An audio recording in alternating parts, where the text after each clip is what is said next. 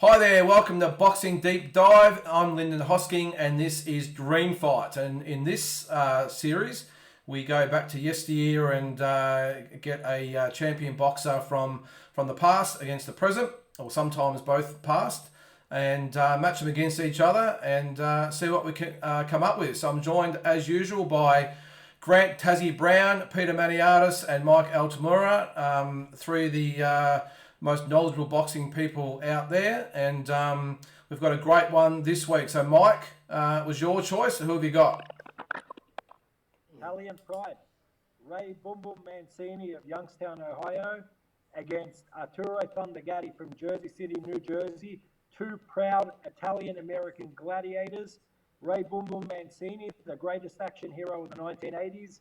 Arturo Gatti, greatest action hero of the 90s and into the 2000s. So it's two guys with very similar styles, but with their own unique identities, clashing off, I would say, at lightweight. Since Boom Boom was lightweight world champion, Gatti was 130-pound and then 140-pound world champion. So terrific matchup of two all-action warriors. Two guarantees. One, over 50% of punches are going to land in this fight. And the other is, unless someone gets knocked out cold in round one, which is likely not going to happen, both guys guaranteed to be bleeding. All right. Well, let's go to the records. Sorry, that's the slide there. Let's go to record of Ray Boom Boom Mancini, 29-5, 23 KOs. The WBA lightweight champion, made 4 successful defences, fought some of the greats including Alexis Arguello, Bobby Chacon, Livingston Bramwell, Hector Camacho, Greg Haugen, to name a few, and was inducted into the 2015 into the International Boxing Hall of Fame in 2015. So I think, Pete, he probably didn't have the some of the titles that some of the other past greats would have, but the fact he was just so popular, and I mean, this guy regularly threw up to 100 punches a round, so it was just definitely one of the most entertaining fighters of all time, wasn't he?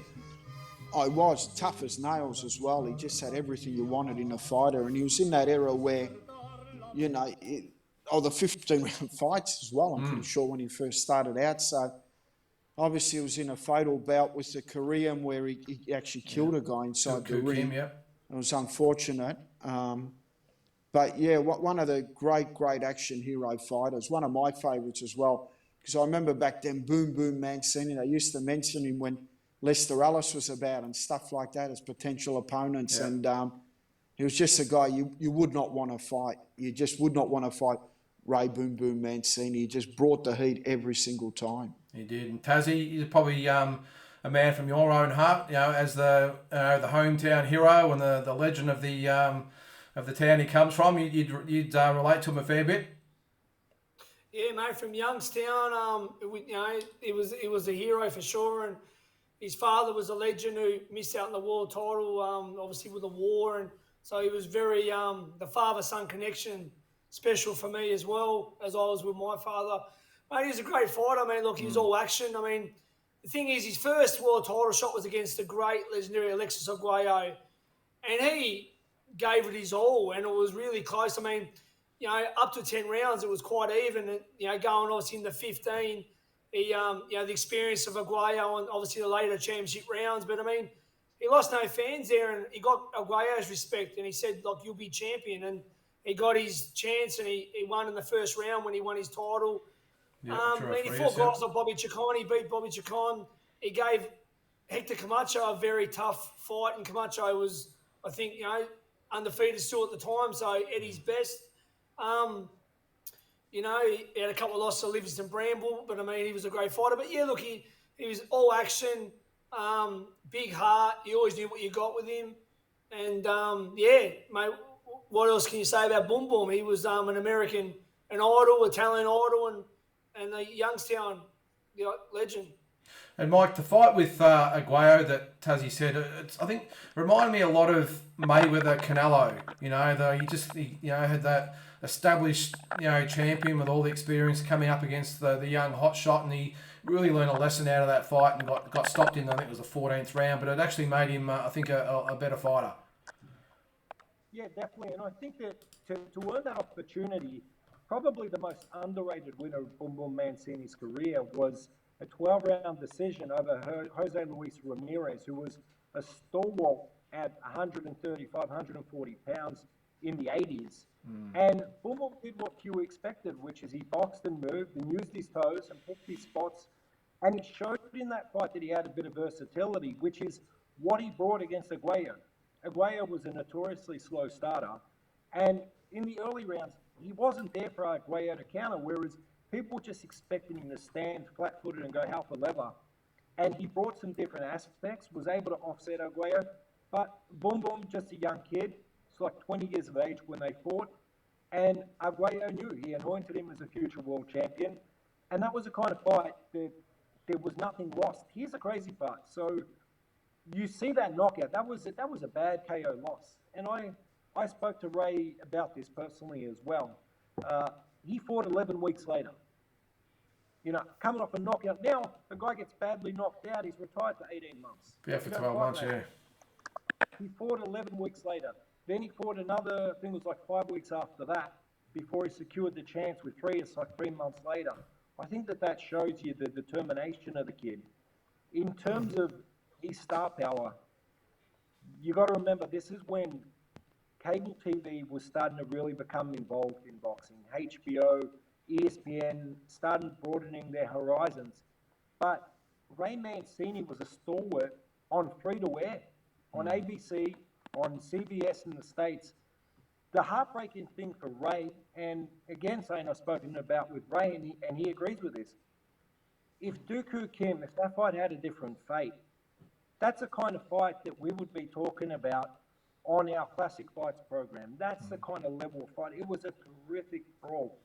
But because of the ending of the fight, similar to Nigel Benn and Gerald McClellan, it's kind of tainted. And you've got to think for Boom Boom, a young kid in the spotlight, he's cast in the spotlight, and then it's almost like a double-edged sword hitting him, not because of any controversies or anything that happened in his personal life, but the death of the opponent tainted the wholesome image that had been portrayed throughout America of this young kid on the journey to win a world title for his father, who was the #1 lightweight contender in the world. And then World War II hits, his father goes to war, he's struck by shrapnel and never comes back the same fighter again. He tried to make a comeback, but was never able to, you know, refine and rediscover his form. So it was the greatest boxing narrative of all time, and you legitimately had a clean-hearted kid who lived, breathed boxing, was one of the best managed fighters you ever see by the great Dave Wolf. Like, to show you, I want to show you something about Ray's popularity. This is the knockout bodies. This is a record. Now, as Ray noted to me, that's not Ray's body. They put his head on someone else's body. But this incorporates, right? So I'll tell you, it's got Ray Mancini talking you through a warm-up, a leg stretch, a upper body opener, abdomen, and then all the, you can't probably sit through here, all the stretches. What I'm showing you is that this guy transcended boxing for a period of time. And that's what drew him, and that's what attracted so many people to it. So when I look at it and think, why did he transcend boxing beyond the narrative? It's because of the kind of fighter he was, which is that kind of guy, you know, throw your heart over the wall and your body will follow. And that's the way he fought, and that's the energy he brought to boxing. And that's why we're here talking about him all these years later as fondly as we are. Yeah, he was certainly probably one of the first sort of real media darlings at the time, wasn't he? And there's a few around that time. There was the Bobby Chezzers and all those types of guys as well. They were just before the pay-per-views and all that sort of come. They were the marquee idols, weren't they? But let's check out his opponent. And you talk about an all-action fighter. Well, they don't get any better than this guy. Arturo Thunder Gatti, 40 wins, 9 losses. 31 KOs, two-time world champion, the IBF Super Featherweight champion, WBC Super Lightweight champion. Some of the guys there, Calvin Grove, Oscar De La Hoya, Floyd Mayweather Jr., and of course the 3 wars with Mickey Ward, and was inducted into the International Boxing Hall of Fame in 2013. So, Mike, you've really come to the party with this fight because you talk about the mirror image of each other. That's exactly what they were. They were just so fun to watch, both of them. And the thing is as well, like I talked about Mancini's boxing skills. The unfortunate thing with Gatti is a lot of people judge his attributes by fights when he was slightly over the hill. Mayweather, De La Hoya, etc. If you go back and watch Gatti, he won the world title in a war with Tracy Harris Patterson, and then in their rematch, used his jab, used his skills, and cleanly outboxed him. And then later career, even when he had slowed down, he went to train with Buddy McGirt, and Buddy McGirt started to bring back some of those skills. Gatti had two real weapons that people forget. He had a glorious left rip to the body, one of the most lethal left rips you could ever find, just a natural punch, and he had a beautiful jab, just really, really good range and skill on his jab. The other part of Gatti is he wasn't plagued by cuts early in his career, but as he got older and more experienced, got cut a few times, more scar tissue, basically from the Wilson Rodriguez fight onwards, which was from memory, the Ring Magazine Fight of the Year in '95, was it? From that fight onwards, every fight he was plagued with cuts. If he wasn't cut, Joe Souza in the corner didn't earn his money as cut man. And Pete, the fights with Mickey Ward, I don't think Mickey was probably. Don't know what's happened to our video there. I'll just go. Oh yeah. The fights with Mickey Ward, you can see on there that just talk about two perfectly matched up opponents. Because Mickey Ward was, I won't say he was a journeyman, but he wasn't really top class. He was very talented, but those two worlds collided. They were just the absolute perfect mix of fighters to have an absolute war, and they did it 3 times to prove it. Yeah, the chemistry was unbelievable with those three, but Gatti was just an all-action fighter. I mean, realistically he had that charisma. When someone gets into a boxing ring, you know straight away what type of fighter they are. He was always there to entertain the fans. That was the most thrilling thing. He didn't care if he was bleeding. He didn't care if he was hurt. He wanted the fans to be entertained, and the fans loved him. A lot of my friends had him as their favourite all-time fighter. And it's just one of those fighters that everyone would love to fight like Arturo Gatti. If you said to someone, who would you like to fight like? A lot of the old times we've said like Gatti, because he just had so much heart. He expressed himself in the ring. A few times he looked out and he'd just come back and win the round and knock the other guy down. Whichever opponent it was, he'd always be in the fight and he'd always show heart. And he wouldn't look like he was ever out of place, or, a few times then when he got beat in a warrior type of mentality. And it's just, it was what an action hero boxer was all about. And Tassie, definitely, like Mike was right, he probably fought the Mayweathers and De La Hoyas and that probably in the later part of his career, but it shouldn't take away from what an absolute warrior this guy was. No, I mean, look, as Mike said, he won his title, beating Tracy Harris Patterson, a great fighter. Then he beat him again in the rematch as well. An impressive win over Gabriel Ruelas. That was a win that I really looked at. I mean, that was, he was hurt in that fight. Typical fashion, comes back and knocks Ruelas out. And Ruelas was a great fighter. Both the brothers were. So that was an impressive win. He went up in weight. Obviously, got stopped by Angel Manfredi. And people going about the Ward fights, which were great. And he also had 2 wars with Ivan Robertson. And he lost both fights, but they would have got voted Fight of the Year. I think one of the 2 got voted. They were great fights. Then he went up, like Mike said, Buddy McGirt brought back the boxing in him more because he could box. He had a good left jab, like Mike said. I think good left hook, left rib, picked his shots. He looked good on his feet. So I liked Arturo when he was boxing, and he reverted that back when he fought Ward in the rematch. Reverted back to the boxing. And like he said, Ward and Gatti were made for each other. They become best mates, and I think Ward finished up training him. I think that was one of the biggest purses for a non-title fight, their 3rd match. So no belt, but they both made over $1 million plus. So, I mean, that was history as well. Look, just awesome fighter. Lived a pretty wild life too, I believe, from documentaries. But he was great. You can't deny his heart. Showed that he wasn't up to the De La Hoya and Mayweathers of the world, but who are really. I mean, he got found out there a bit. But, I mean, look, this is a great fight. And two warriors. It's awesome pick. Well, Mike, seeing it was your fight, let's kick off with you. Who wins and why? Yeah, good question. So it almost breaks my heart having to pick a winner, but I don't sit on fences. So I look at these two And I think that even though Mancini was 29-0, not 29-0, sorry, 29-1 to start his career. The only loss was to Aguayo. He lost his last 4 bouts, but you look at the quality of him. So he got stopped by Livingston Bramble, who Bramble was still red hot back then. In Australia, we only know him from when he was over the hill when he fought Costa and then was blasted out by Shannon Taylor.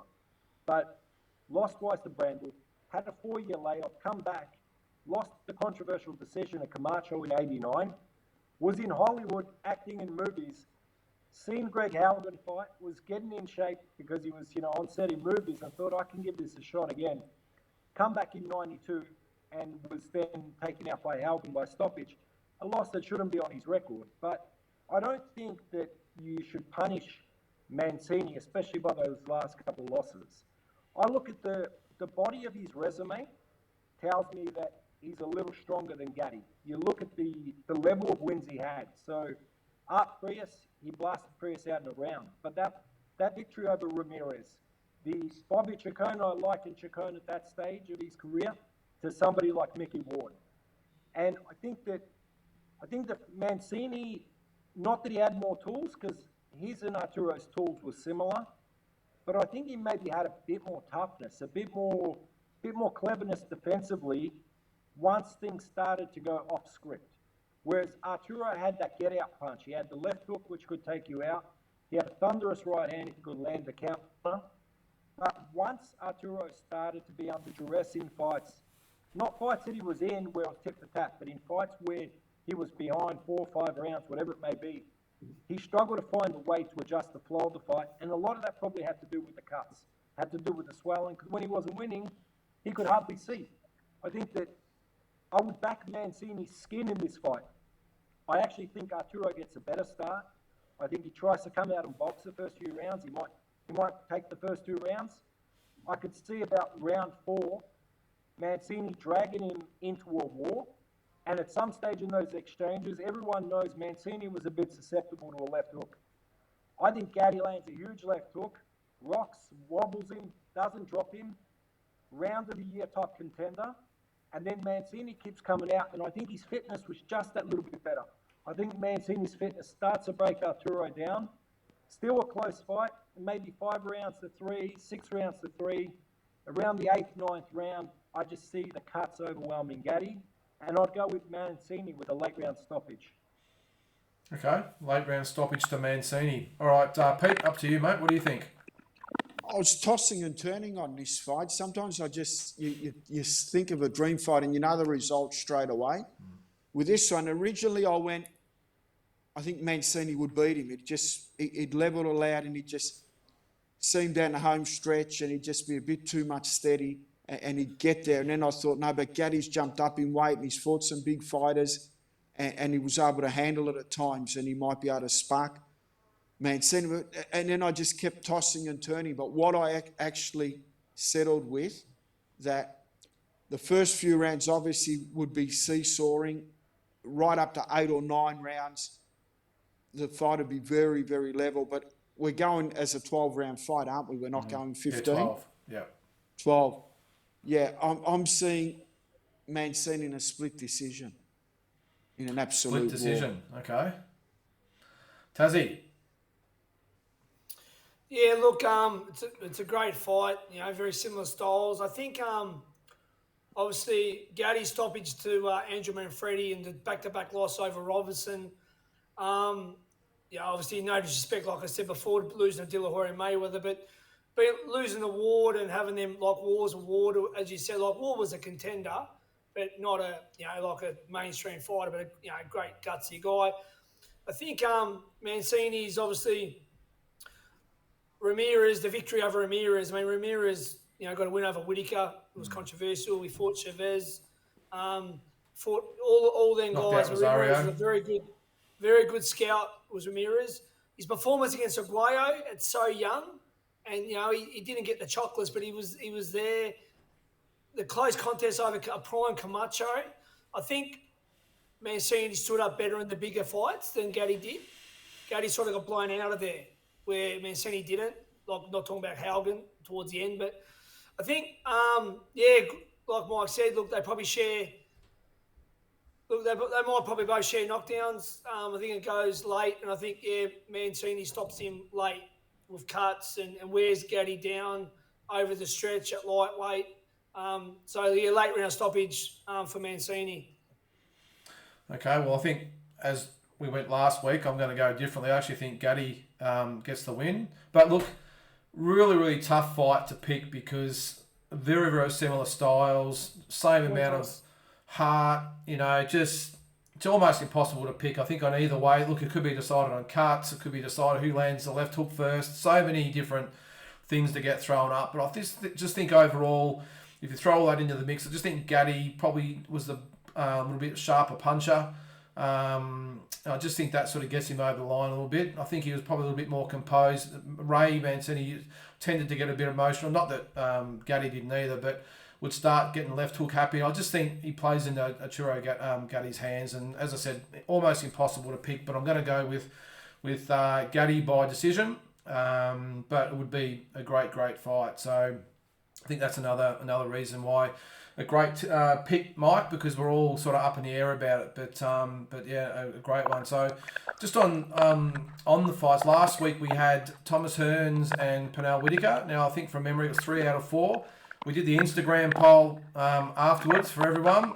62% went for Floyd Mayweather. So I'm just putting it out there that 62%. But who's counting? Y'all don't know shit about boxing. Instagram fools. You don't know a left hook from a fish hook. So we'll put this one.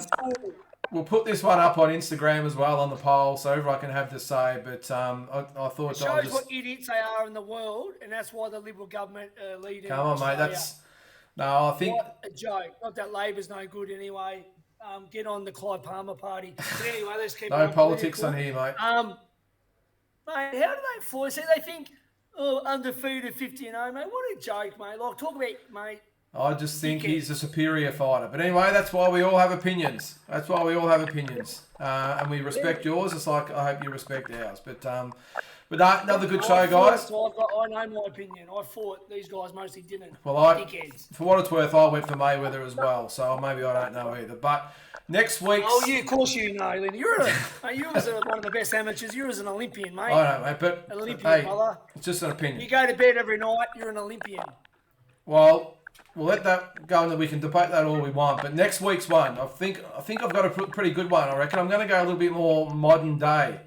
I'm going to go with one fighter who's actually still active. I'm going to go with Canelo Alvarez up against Marvelous Marvin Hagler at middleweight.